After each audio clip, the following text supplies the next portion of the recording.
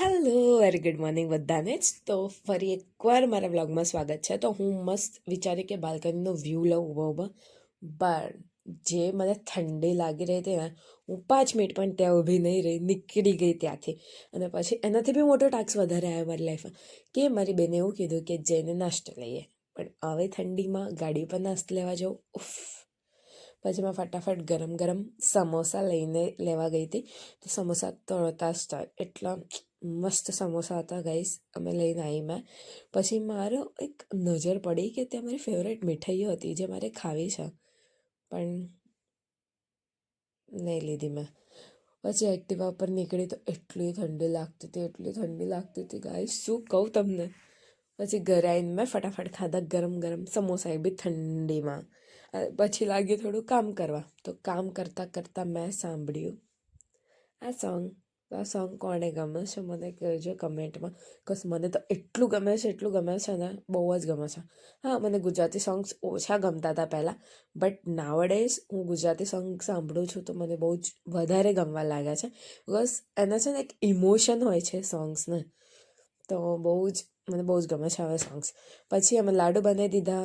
તો મને આ લાડુ બહુ જ ગમે છે, બહુ જ વધારે. પછી મેં નિર્વીને તૈયાર કરી દીધી ફટાફટ, ઇટ્સ માય ડ્યુટી. તો એને ફટાફટ તૈયાર કરી દીધી. પછી એના સાથે થોડું રમે બી લીધું. એને થેલીમાં પેક કરીને આખા ઘરમાં ભાજી લઈ લો કરીને. તો ચાલે રાખ. મને આ લાડવો એટલો ગમે છે, દિવસનો ત્રીજો લાડવો છે.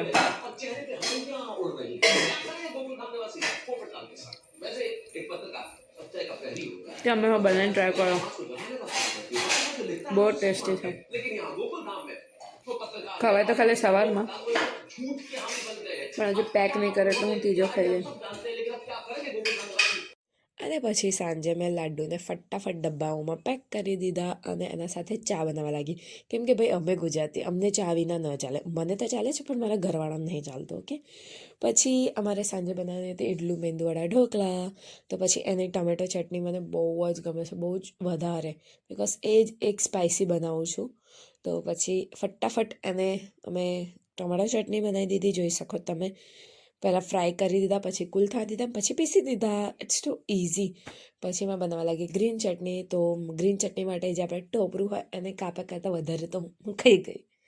તો કંઈ નહીં, બહુ બધા ટોપરા હતા ઘરે. પછી green chutney is also ready over here, તમે જોઈ શકો છો. પછી અમારી આખી થાળી જ રેડી હતી. જો શું ટેસ્ટી બની હતી ગાઈસ, રિયલી બહુ ટેસ્ટી બની હતી. તો એના સાથે બાય મળી મારા નેક્સ્ટ વ્લોગમાં. જય માતાજી.